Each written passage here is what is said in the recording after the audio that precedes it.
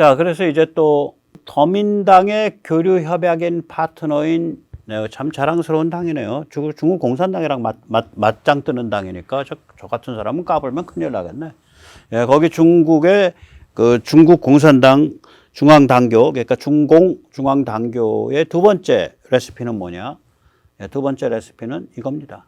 소련 왜 망했나? 그거 들여다보고 그 길 안 가야 된다. 이게 두 번째 레시피라는 거예요. 이게 더 큰 레시피라는 거예요. 이거 직접 한번 들어보시죠. But the other big subject, in fact, it's an even bigger subject for them, is not having a Soviet collapse in China. And therefore studying the Soviet collapse all the way, every angle, and making sure it doesn't happen there. That is Xi's life project, the big subject at the party school. And it's one of the reasons why I think my own work was pirated, translated into Chinese, and at least for some people was a text to study. 네, 그러니까 시진핑과 중국 중앙당교의 두 번째 테마는 뭐냐면은 양대 테마인데 아까 하나는 미국은 지는 해, 중국은 뜨는 해. 미국은 국력도 쇠해졌고 도덕적으로 타락했다. 그게 첫 번째 테마. 두 번째 테마는 뭐냐면 야, 소련 왜 망했지? 그거 잘 공부해서 우리는 그렇게 가면 안 돼. 이게 두 번째 테마라는 거예요. 그래서 소련이 저질렀던 오류, 자기들 관점에서 보면 그걸 철저하게 본다는 거죠. 그래서 이제 이거를 알려고 하니까 이 코트킨 이 양반이 제가 어제도 말했지만 세계에서 넘버원이에요. 그러니까 공산주의 비판, 전체주의 비판, 소련 역사 넘버원이에요, 이 사람이. 저 같은 사람이 다 이거 넘버원이다라고 저도 그래도 빠꼼인데 저는 뭐 공부를 많이 해서 빠꼼이가 아니라 젊었을 때 한 뭐 몇 년 동안 아주 그 이론적으로 잘 훈련된 이건 공부했다고 안 합니다. 공산주의는 절대로 공부 같은 얘기하면 공산주의자에 대한 그 모욕이에요. 공산주의자는 공부 같은 거 중요하게 생각 안 해요. 훈련을 중요하게 생각해요. 이론적으로 잘 훈련된 이론적 막스레닌주의자였다고요. 목숨 걸고 한 80년대 중반까지. 그러니까 한 몇 년이에요. 그게 이제 한 5, 6년. 딱 그렇게 물올랐던 때가. 그러니까 저는 코가 개코가 됐죠. 이 길 가야 돼, 이 길 가야 돼. 죽어야 돼, 살아야 돼. 이런 걸 가지고 그 젊었을 때 뭐 21, 22살 때부터 한 5, 6년을 그랬으니까. 개코기 때문에 이렇게 이런 학자들이 떠드는 얘기를 보면 아, 저 사람 알고 하는 거야 라고 제가 인정하는 학자들이 있어요. 엄청난데? 맞아. 깊게 공감하고. 그게 이제 넘버원이 이 코트킨인데. 이 코트킨이 따라서 소련의 연구자이기 때문에 소련 연구자 세계 넘버원이고 전체주의 연구자 넘버원이니까 이제 이 중국 공산당의 당원 교육 교재에 코트킨이 이렇게 썼다라고 안 하고 그걸 그냥 통째로 복사 붙이기를 하면서 부분을 그걸 번역해서 써버렸다, 표절했다 이 얘기까지 하는 거 아니에요. 그 정도로 저 사람들이 그러니까 중국 공산당의 이데올로그들, 그 이데올로그의 총두목은 시진핑, 저 사람들이 그 정도로 소련 왜 망했나? 소련과 같은 우를 범하지 않으려면 우리는 어떻게 해야 되나? 이거가 핵심적 화두라는 거예요. 그게 핵심적 테마라는 거예요. 그 핵심적으로 그걸 가지고 세뇌한다는 거예요. 예. 그렇습니다. 자, 그러면 이제 소련 왜 망했나? 그걸 잠깐 들여다보죠. 여기서 들여다보기 전에 중국 공산당 당교, 무려 더불어민주당이 교류 협약한 이 위대한 정당의 당교, 위대한 학교는 어떻게 돼 있나? 예, 어떤 분이 총장을 맡아왔나? 딱 세 가지 유형입니다. 최고 권력자가 직접 총장을 맡든지, 차기 최고 권력자가 총장을 맡든지, 아니면 바지 사장이 총장을 맡든지. 자, 여기서 제가 몇 명을 모셨냐? 하나, 둘, 셋, 넷, 다섯, 여섯, 일곱, 여덟, 9명을 모셨습니다. 네, 9명을 모셨는데, 저 노란 줄 한 사람들은 나머지 6명하고는 격이 안 맞아. 모택동 사망 직후 국가 이끈 사람 누구예요? 공산당 총서기로 화국봉이에요. 등소평급의 사람 아니에요? 화국봉이 당교 총장이었어요. 공산당 총서기가 77년에서 82년까지. 그 다음에는 누구냐?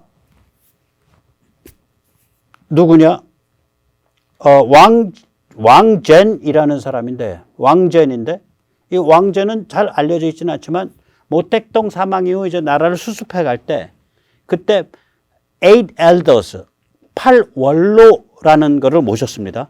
그러니까 쟁쟁한 그 혁명 1세대 지도자들, 이제 노인들. 그러니까 노인을 모신 거예요, 원로를. 나이 한 예를 들어서 우리로 치면 80쯤 되는 노인을 모신 거예요. 왜 모셨어? 실권자가 등소평이거든. 그 앞에 노인 내세워놓고, 그 왕제는 바지사장은 바지사장인데, 그 급이 국부급이에요, 거의. 그러고 나서 개혁개방 초기에 딱 들어가서 이제 왕젠 같은 사람도 뭐 버겁게 모실 필요가 없으니까 격이 탁 낮아져요. 가오양이야. 그 등소평이 딱 실권 장악할 때니까 87년에서 89년. 그리고 이제 개혁개방이 본격화된 89년에서 93년 사이에 누가 왔냐? 차오시인데 차오시가 장쩌민이 될 거냐 차오시가 될 거냐 정도로 장쩌민과 마지막까지 경쟁을 했던 경쟁자급의 초대형 거물이에요. 차오시가. 그러니까 차오시는 자오지양의 뭐 좀 순화된 버전이라고 보면 돼. 자오지양이 천안문 터졌을 때 그 당 개혁하고 다당제 나가야 되고 이랬잖아요. 차오시도 다당제와 법치, 자유화 이런 자당제까지는 아닌데 법치와 자유화를 주장했어요. 당연히 장쩌민한테 밀렸죠. 1993년에서 2002년까지 장쩌민 시대 때는 누가 됐냐? 예. 후진타오를 시켰습니다. 그 후진타오 다음번에 차기 되잖아요. 그 다음에 이제 후진타오 시대인데 후진타오 시대가 이게 장쩌민 후견 시대거든요. 후진타오한테 실권 전체 다 안 넘겨줬습니다. 장쩌민이. 후진타오 시기대는 장쩌민 후견 시대인데 그러면은 누굴 시켰냐? 장쩌민이. 자기의 오른팔 겸 동업자. 동업자라는 얘기는 장쩌민이 워낙 부패가 많아가지고 부패 같이 나눠먹은 제일 크게. 유명한 사람이죠. 예. 쟁칭홍. 쟁칭홍은 다 알잖아요. 쟁칭홍입니다. 그 다음에 후진타오 2기 때는 누구 시켰냐? 시진핑을 시켰어요. 후계자. 저게 후계자가 하는 자리라니까요. 최고 실권자가 가든지 차기 실권자가 가든지 아니면은 바지가 가든지. 시진핑은 이제 후계자를 안 키우잖아. 그럼 이제 바지를 보내죠. 그래서 류윤선. 이 사람은 당 서기처의 그 1등 비서인데 이게 뭐냐면은 살림 사는 사람이거든요. 살림꾼이에요. 성향이 저 사람이. 류윤선 그렇다 그러더라고요. 바지사장이에요. 그 다음번에 2017년부터는 누가 하고 있냐? 예. 첸씨. 이 사람은 아주 얌전한 베이징대 교수입니다. 바지사장이죠. 그러니까 여기서 딱 보면 자, 세 가지밖에 유형이 없는 거잖아요. 최고 권력자든지 차기 권력자든지 아니면 바지사장이든지. 이게 왜 그러냐? 이게 당의 두뇌고 당교가 당의 신경망이고 이게 사실은 조직 포섭국이에요. 교육 들어왔을 때 서로 눈 맞추는 거지. 이게 조직 포섭국이에요. 그래서 저는 저희 존경하는 더불어민주당의 간부들께서 또 민주연구원의 간부들께서 이왕 중국 공산당 중앙당교와 이렇게 참 자랑스러운 교류협력 파트너십까지 맺으셨으니까 그동안에 벌써 몇 년이요? 한 4년 동안에 이 당교에 가셔서 그 조직 포섭을 서로 상호간에 활발히 하셨겠었기를 참으로 기대 만땅합니다. 네, 기대 만땅합니다. 그리고 동시에 그 기대와 함께 왜 이렇게 으슬으슬거리고 소름이 끼쳐? 감기가 올래나? 예, 여기서 이제 참 재밌는 얘기를 해요. 임신했으면 임신했고 임신 안 했으면 안 한 거지. 절반의 임신이 있냐. 이 공산주의 체제, 빨갱이도 마찬가지다. 공산당이면 공산당이고 공산당이 아니면 아닌 거지 절반의 공산당이 없다. 빨갱이면 빨갱이고 빨갱이가 아니면 아닌 거지 절반의 빨갱이가 없다. 이 얘기입니다. 다시 말하자면 이 레닌주의 체제는 중간이 없다는 거예요. 뭐 아니면 독게임이라는 거예요. 그러니까 유리 같다는 거예요. 유리가 강철보다 강하죠. 강철 칼로 유리를 아무리 그어봐야 기스가 안 나죠. 칼만 닳죠. 그런데 조그만 강철 막대기를 똥 치면 팍 깨지죠. 이걸 영어로는 브리틀하다 그래요. 그러니까 경도는 높은데 강도는 낮은 거. 휘거나 이러면 팍 깨져버리는 거. 충격 가면 팍 깨지는 거. 그런데 어떤 특정 상태에서 경도는 무지하게 높죠. 다이아몬드, 옥, 유리 이런 것들이. 경도는 굉장히 높아요. 그러나 팍 깨지죠. 그런 성향이 있다는 거예요. 따라서 이렇게 그 어떤 탄성이라든지 이렇게 그 스트레스를 견디는 이 힘이 약하기 때문에 그 점진적 개혁을 못 한다는 거예요. 공산당 권력이라는 게. 그냥 혼자서 권력을 독점하는 거지. 그거를 점진적으로 개혁해 가면서 뭐 다당제로 좋게 이행해 가고 이런 게 없다는 거예요. 그러니까 공산당 권력은 독점하든 붕괴하든 해체되든 둘 중에 하나라는 거야. 그 얘기예요. 한번 직접 들어보세요. And the most remarkable thing about Leninist regimes is that they're all powerful and brittle simultaneously. The party is ubiquitous. It shadows every single institution, every organization, whether that's in the state bureaucracy, in the military, in the education system, and in China's case, in the quasi-private sphere. It's hard to know what to call it now, following Norton's important intervention on CCP Inc. But in any case, the party is this great weapon for control. At the same time, however, you can't be half communist, just like you can't be half pregnant. So the party is either a monopoly or it begins to unravel. There's no political reform equilibrium. 네, 이게 이제 우리가 그 이러한 기본적인 문제점, 즉 다시 말하자면 점진적 개혁을 해나갈 수 있는, 점진적 자유화를 해나갈 수 있는 그런 그 중도를 갈 수 있는 길이 없다는 거예요. 저 체제는 자기 권력 독점을 유지하든가 아니면 깨져버리든가. 그러면 자기 권력 독점을 유지하는 것에 만약에 경제가 방해가 돼, 알리바바 같은 온라인 서비스 업체가 방해가 돼, 중산층의 성장이 방해가 돼, 그냥 깨버린다는 거예요.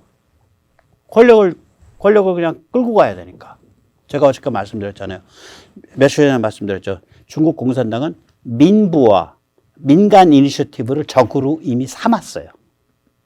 그것 때문에 그 우르슐라 폰데어 레이언 같은 사람들이 얘기하듯이 그것 때문에 중국에 대한 투자, 중국과의 비즈니스가 리스크가 무한히 높아져 가고 있다. 그래서 리스크 관리해야겠다.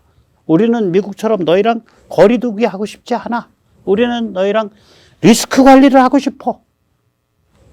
디리스킹. 같은 말이죠, 사실은. 네. 예. 그래서 이제 오늘 이제 거의 마지막인데요. 예. 자, 당을 개혁하면 깨진다. 당이 깨지면 근데 국가가 깨진다는 거예요. 왜냐? 국가 위에 당이 있다 하잖아요. 자, 인민해방군이 당 조직이지 국가 조직 아니잖아요. 이게 그 공산계 국가 가면 제일 끝발 달리는 게 공무원 조직, 내각 조직 아닙니까? 거긴 진짜 개털이거든. 1등이 당 조직, 2등이 군 조직, 3등이 그 내각 조직. 그러니까 중국식으로 공무원 조직이거든요. 그러니까 당이 국가 위에 올라타 있는 상태이기 때문에 당이 깨지면 국가가 깨진다. 우리 이 생각 못했어요. 중국 공산당 깨지면요 중국이 분열된다요. 저도 이제 이 사람 말 듣고 야 중국 분열될 수도 있겠구나.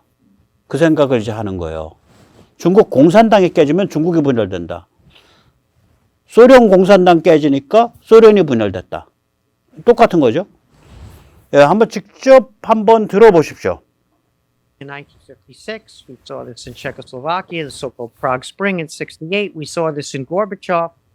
Reform, as Brezhnev said in 68, he was the general secretary watching Dubček in Prague, and they were reporting on the unraveling of the system as Dubček was trying to re-energize it, liberalize it, open up the communism while keeping the monopoly. And Brezhnev said at a Politburo meeting, reform is counter-revolution, or what we would call auto-liquidation. And we lived through the Gorbachev period as well. And you can say we're putting this genie back in the bottle, no more political reform. Or you can let it unfold and you can think it's going to work at some point. It's just a little bit chaotic, unfolding, more chaotic than we anticipated. But the party was a pyramid with military discipline. The party overrode the state federalism in practice. But once the party disintegrates as a result of Gorbachev trying to open it up politically, you lose the Soviet centralized state and you get the voluntary federation. And so Xi Jinping is now looking back at this history, and God forbid some communism with a human face, communist political liberalization is going to take place, because it would be the unraveling of the system if it were allowed to go all the way. So this is the paradox of what Selznick called the organizational weapon, borrowing Lenin's terminology, right? This is the paradox of a Leninist structure, all powerful and brittle at the same time, no political reform equilibrium. Therefore, for us, a Gorbachev in China would be salvation, because a Gorbachev could potentially bring down that regime. And for Xi Jinping, that's to be prevented at all costs. 정말 날카롭죠. 너무 좋은 것 같아요. 한번 다시 한번 들어보세요. 저 이게 참 In 보면서 1956, we saw this 네. in Czechoslovakia, the so-called Prague Spring in 68. 그 We saw this 통찰력이 in Gorbachev. Reform, as Brezhnev said in 68, he was the general secretary watching Dubček in Prague, and they were reporting on the unraveling of the system as Dubček was trying to re-energize it, liberalize it, open up the communism while keeping the monopoly. And Brezhnev said at a Politburo meeting, reform is counter-revolution, or what we would call auto-liquidation. And we lived through the Gorbachev period as well. And you can say we're putting this genie back in the bottle, no more political reform. Or you can let it unfold and you can think it's going to work at some point. It's just a little bit chaotic, unfolding, more chaotic than we anticipated. But the party was a pyramid with military discipline. The party overrode the state federalism in practice. But once the party disintegrates as a result of Gorbachev trying to open it up politically, you lose the Soviet centralized state and you get the voluntary federation. And so Xi Jinping is now looking back at this history, and God forbid some communism with a human face, communist political liberalization is going to take place, because it would be the unraveling of the system if it were allowed to go all the way. So this is the paradox of what Selznick called the organizational weapon, borrowing Lenin's terminology, right? This is the paradox of a Leninist structure, all powerful and brittle at the same time, no political reform equilibrium. Therefore, for us, a Gorbachev in China would be salvation, because a Gorbachev could potentially bring down that regime. And for Xi Jinping, that's to be prevented at all costs. 네. 이 1968년 이게 체코프라의 봄이 이겁니다. 네, 체코슬로바키아 두체크 정권인데 그 사람이 그럼 무슨 다당제 막 갈라 그랬냐? 아니에요. 그러니까 이 컷킨이 얘기하듯이 제가 다 일일이 번역은 안 했어요. 너무 이 말이 빨라서.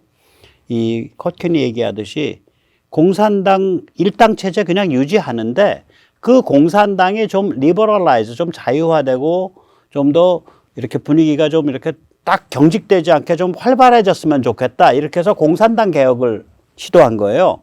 근데 문제가 뭐냐? 그렇게 개혁하려고 그러니까 당이 막 와해가 돼가는 거라. 그러니까 그 당시에 그 소련 당서기장이었던 브레즈네프가 강제력을 발휘해서 두부체크를 드러내버렸죠. 그것에 대해 가지고 이제 그 유혈 사태, 유혈 저항 운동이 있었던 것이 그게 프라하의 봄입니다. 그래서 이제 아까도 말씀드렸지만 이게 계속 강조되는 게 뭐냐면 레닌주의 조직의 역설은 뭐냐. 이게 상명하복으로 완전히 인민군 하사관 조직이다 이거예요. 굉장히 강력하다. 근데 그만큼 경직돼 있다는 거예요. 브리틀하다는 거예요. 그래서 이게 유연하고 스트레스를 견뎌내고 갈 때는 안 부러지듯이 이게 강철은 낭창낭창하면서 이게 견뎌내잖아요. 이런 게 안 돼 있다는 거라. 그냥 충격을 가하거나 스트레스를 가하면 그냥 파사삭 하고 깨져버린다는 거예요. 그래서 이 브리틀하기 때문에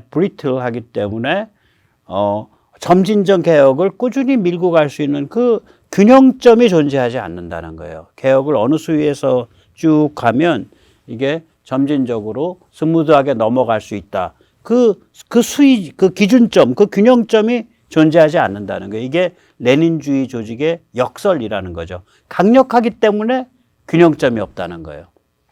그런데 이제 또 다른 문제가 뭐냐. 이 공산국가라는 게 특징이 뭐냐면 국가 위에 당이 있는 거거든요. 국가 위에 당이 있어요.